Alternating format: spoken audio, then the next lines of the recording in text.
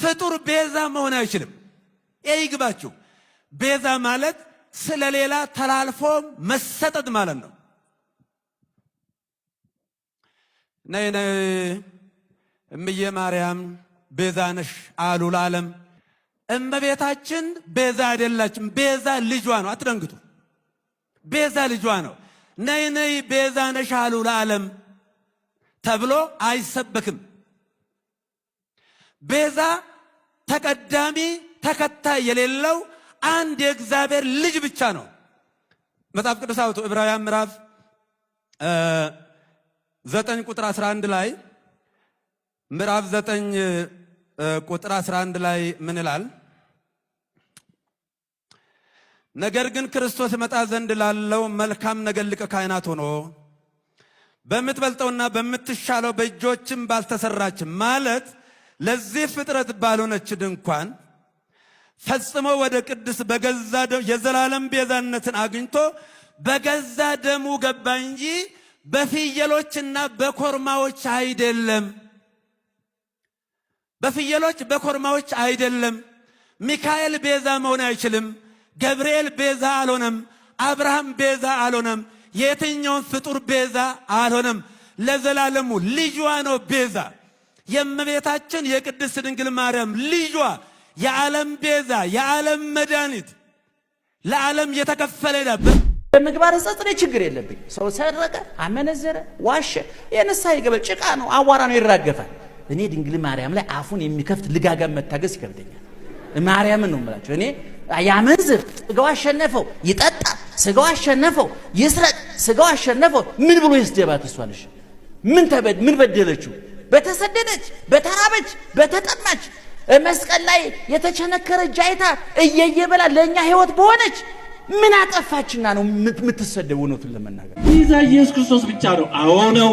ግን ቤዛ የሚለው ቃል ለማርያም ለሌሎች መጠቀም የለበትም፣ መዋል የለበትም። ይሄ ማለት ይላሉ ድንግል ማርያም ቤዛ ከተባለች ሌላ ማንም ቤዛ ከተባለ የኢየሱስን ቤዛነት መሻማት ነው፣ መጋራት ነው፣ ፖሊቴይዝም ነው፣ አምልኮ ባዕድ ነው፣ አምልኮ ጣዖት ነው ይላሉ። ነው ወይ? ግን መጽሐፍ ቅዱስ ምን ይላል? ኦሪት ዘጸአት ምዕራፍ 30 ቁጥር 12 እና 16 ላይ እንዲህ ይላል፣ አንተ የእስራኤል ልጆች ቁጥር ተቀብለህ በቆጠርካቸው ጊዜ መቅሰፍት እንዳይሆንባቸው በቆጠርካቸው ጊዜ ከነሱ ሰው ሁሉ እንደ ቁጥራቸው መጠን የነፍሱን ቤዛ ለእግዚአብሔር ይስጥ፣ የማስተስሪያውንም ገንዘብ ለነፍሳችሁ ቤዛ እንዲሆን ለእስራኤል ልጆች መታሰቢያ ይሁን። እንዴ ታሪኩ ብዙ አለው ከጀርባ። ወደዛ ማብራር ከገባው ብዙ ጊዜ ያልቅ።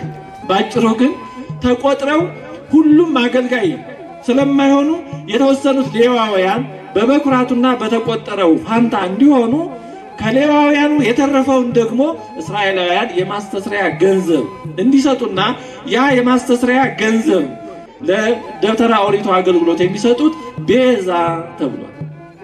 ምን ተባለ? ቤዛ። ያ ቤዛ የተባለው ምንድነው? እስራኤላውያን የሚያወጡት ገንዘብ መዋጮ ማለት ነው። ያ ገንዘብ የማስተስሪያው ገንዘብ ቤዛ ተብሏል። ይሄ ማለት ይሄ ቤዛ ሰውን ከሞት ያድናል እንደ እግዚአብሔር ያለ ነው ማለት ግን አይደለም። ምሳሌ 21:18 ላይ ሀጥ የጻድቅ ቤዛ ነው ይላል። ሀጥ የጻድቅ ምንድነው አለ? ቤዛ ነው። ይሄ ማለት ሀጥ ስጋውን ቆርሶ ደሙን አፍሶ ከሲኦል ያድነዋል ማለት ነው አይደለም። እንደዚህ ያለ ረዳት ጤነኛ ሰው አይኖርም።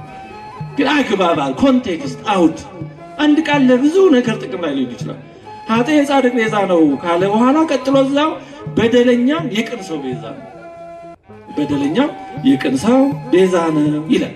ስለዚህ እመቤታችን ማርያም መድኃኒት መባል የለበትም፣ ቤዛ መባል የለባትም። ይሄ ማለት አምልኮ ባል ነው እያሉ በእውነቱ እንደው ባልተገራ አንደበት ለምስጋና እንኳን ብቁ ባልሆነ አንደበት ለስድብና ለነቀፌታ አንደበታቸውን የሚከፍቱ ሰዎች መጀመሪያ ይሄን መመለስ አለባቸው። አሃ ይሄው ጽፋችኋል፣ ተናግራችኋል፣ ቤዛ ማንም አይባልም፣ መድኃኒት ማንም አይባልም ብላችኋል። ስለዚህ መጽሐፍ ቅዱስ ደግሞ ብዙ ነገር ቤዛ እያለን የማስተስሪያ ገንዘቡን ቤዛ አለው፣ ጻድቅን የሀጥ ቤዛ አለው፣ ይቀጥላል። ታዲያ ለምን ቤዛ አለው? ይሄን መልሱ ብሎ እዛ ማቆም ያስፈልጋል እንጂ እብድን እኮ ካላሰሩት እኮ አስቸጋሪ ብዙ ነገር ያጠፋል። ለማሰሪያው ግን የእግዚአብሔር ቃል ያ ተሸክመነዋል የሚሉትን ይሄን መልስ ቃሉ ከምንም በላይ ያስራቸዋል። መልስ አይኖራቸውም ካላችሁ ያምጡ። ይቀጥላል። ትንቢተ ኢሳይያስ ምዕራፍ 43 ቁጥር 3 ላይ እግዚአብሔር እንዲህ ይላል፣ እኔ የእስራኤል ቅዱስ አምላክ እግዚአብሔር መድኃኒት ነኝ፣ ግብፅን ለአንተ ቤዛ አድርጌ ሰጥቻለሁ። ግብፅን ለእስራኤል ምን አድርጌ ሰጥቻለሁ አለ? ቤዛ አድርጌ ሰጥቻለሁ። ታዲያ ግብፅ ለእስራኤል ቤዛ ነው ማለት ልክ በኢየሱስ ክርስቶስ እንደሆነው ከሞት ያድናል፣ ገነትን ይከፍታሉ ግብፃውያን ማለት ነው አይደለም። ለራሳቸውም እንደዛ አልሆኑ። ግልጽ ነው አይደለም ሐሳቡ። ስለዚህ አንድ ቃል በተለያየ አግባብ ለብዙ ነገር ጥቅም ላይ ሊውል ይችላል። ይሄ ቃል ለዚህ ብቻ ነው እያርግ ወይ እየወረደ አይነት ከፍ ዝቅ የለውም አይባልም። መጽሐፍ ቅዱስ እንደዛ ነው የሚያሳየው።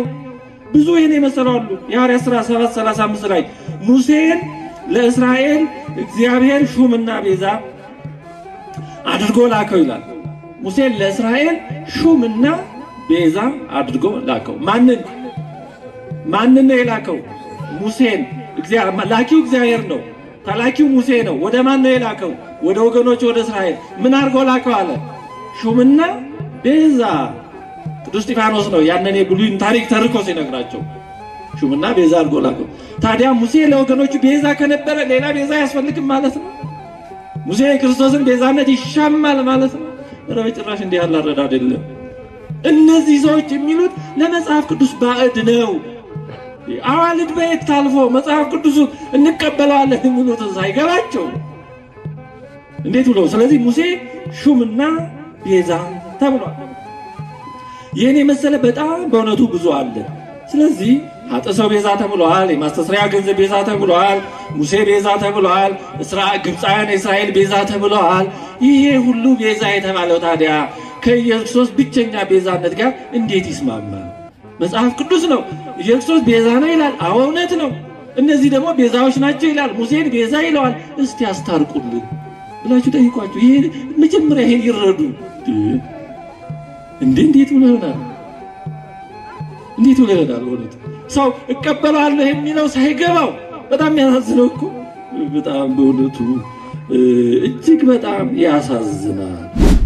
የእመቤታችን ሐሳቧ መልኳ ስንል ስለ ዓለም ድህነት ነው የምናስበው። ስለ ዓለም ድህነት ነው የምንማልደው።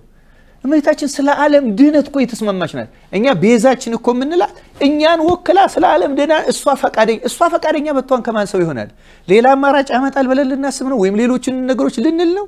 ተመልከተው ተክልዬ፣ እመቤታችን ከፍጥረት ሁሉ የተለየች ናት የምንለው ለዚህ ነው። እሷም የመጨረሻዋ ንጽሕት እሷ ደግሞ እርግጠኛ ነው እሷ በፈቃዷ ነው የሚያደርገው እንጂ እንደዛ እንደምትኑ ሁሉ ክርስቶስ እኮ ያውቃል። ግን እኛ ራሱ እንድንድን ከዚያ ምልልስ እንድንድን ነው። ምክንያቱም አንዳንዶቹ ምልልሶች ለእኛ ናቸው እንጂ ለማርያምም ለጌታም አይደለም። እንዲህ ብዬ ማስረዳት እችላለሁ።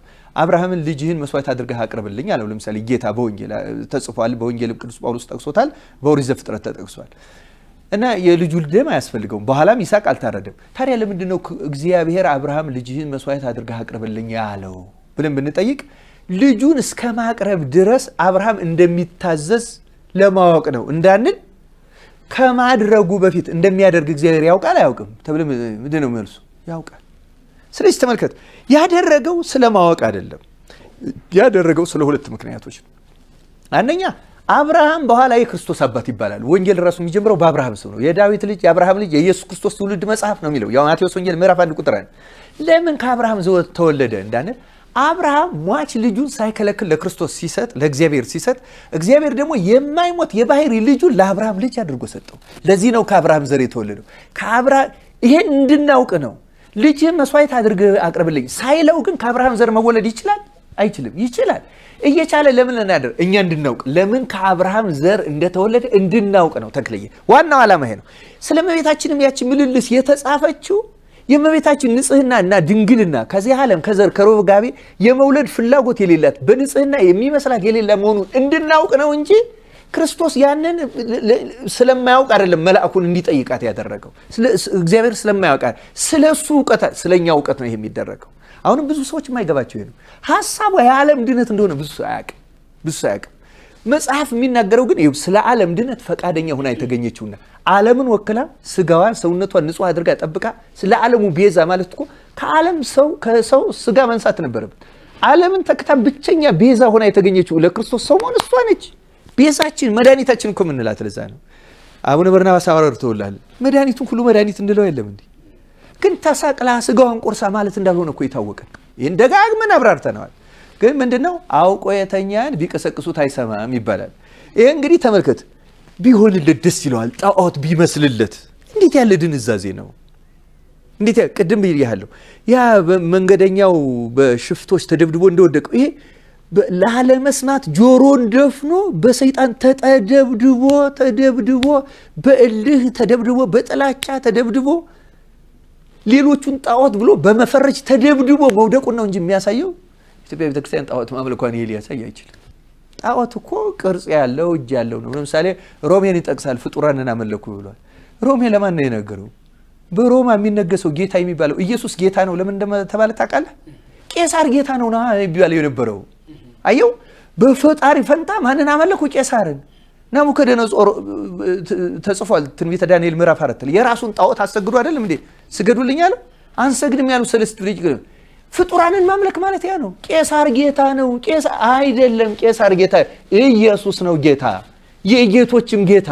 ይኸውልህ መጽሐፍ ቅዱስ የተጻፈው እኮ በዚያ ዘመን የነበረውን ጣዖት አምልኮ ለማጥፋት ጣዖት አምልኮ አጥፍታ ጣዖት አምልኮን ለማጥፋት ሰማዕታት መዓት ደም አፍሰው ሰማዕታቱን አክብራ የያዘች ቤተክርስቲያንን ጣዖት አምልኮ ትላለህ? ሰማዕታት እኮ ሰማዕታት የሆኑት ጣዖት ለማፍረስ ነው። እንዴት የሰማዕታትን ቤተክርስቲያን ጣዖት አምላኪ ትላታለህ? እንዴት ኢየሱስ ጌታ ነው ማለትን አሁን ስሙ ቅዱስ ነው ይላል። ለስሙ በዓል ያላት ብቸኛዋ ቤተክርስቲያን እኮ ኦርቶዶክስ ቤተክርስቲያን ናት። ታውቃለህ? ይሄ ግዝረት ሁልጊዜ ጥር 6 ኢየሱስ እየተባለ የሚጠራው ንግስ አለው። በየወሩ በዓሉ ይከበራል። ባልወልድ በ29 ልደቱንና እንትኑ 6 እኮ ግዝረቱን ስሙን ስም ማውጣቱን ለብቻው በዓል የምታከብረው ማለት ኢትዮጵያ ቤተክርስቲያን ናት። ፕሮቴስታንት ጋር አያከብረው። ስሙን ለብቻው ለስሙ በዓል ያላት እሁድ ደመቅ ያለ እንዴ በደም ራሱ ጥር 6 በአመት አንድ ጊዜ። አረ ፕሮቴስታንት እንጂ እሁድ ደመቅ ያለ ልክ እንዳየነው አይነት እሁድን ራሱ አምልኮ የሰጠቻቸው ቤተክርስቲያን ናት። ፕሮቴስታንት እኮ 1500 ዓመት በኋላ ይመጣ ነው። እሁድን የጌታ ቀን ብሎ ያከበረው ማን ነው? ቤተክርስቲያን እኮ ናት። ጥንታዊቷ ሐዋርያዊቷ ከሐዋርያት የመጣቸው። ይህም በመውሰዳቸው እናመሰግናቸዋለን። የምንነቅፋቸው ሌሎቹን ጨምሮ ባለመውሰዳቸው። ይህን ስርዓት እኮ የፈጠረው ዓለምን እሁድን ዊኬንድ ያደረገው እኮ ክርስትና ነው። የሐዋርያት ትምህርት እኮ ነው። ጣዖት አምልኮን ማጥፋት እኮ ነው ይሄን ያስቆመው። አሁን ይሄ ምንድነው አሁን የመጣው አዲሱ በዓል ይሄ ልክ እንደገና ፈረንጆች እንደ ክርስማስ የሚያከብሩት ይሄ ሃሎዊን እኮ እንደገና ወደ ጣዖት አምልኮ መመለስ ነው። ሃሎዊን ማለት ወደዛ ወደ ጣዖታዊ ቅርጽ ያንን አይዋጋም እንዴ? ኢየሱስን ኢየሱስ ለመባል ያበቃቸው ቃል ከመባል ኢየሱስ ለመባል ያበቃቸው እመቤታችንን። ታዲያ በየት በኩል ነው መድኃኒቱ የመጣው? የተቀመመው በየቱ ነው? ይህን አለመረዳት ነው።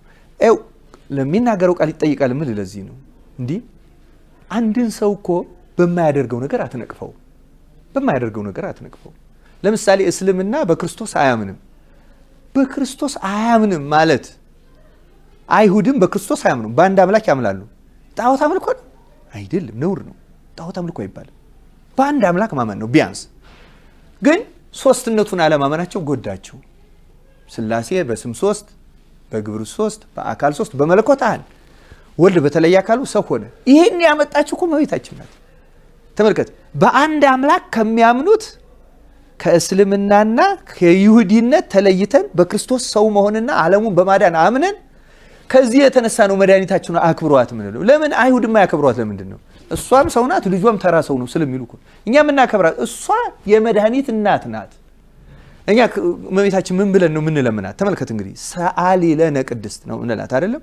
ሰአሊ ለነ ሀበ ክርስቶስ ወልድኪ ይስረይ ኃጢአተነ ሰአሊ ለነ ቅድስት። ተመልከት፣ ሰአሊ ለነ ሀበ ክርስቶስ ወልድኪ፣ ከልጅሽ ከክርስቶስ ለምኝልን ከመ ይስረይ ለነ ኃጢአተነ፣ ኃጢአታችን እርሱ ይቅር ይለን ዘንድ። ስለዚህ ኃጢአትን ይቅር የሚለው ማለት ነው ኢየሱስ ክርስቶስ።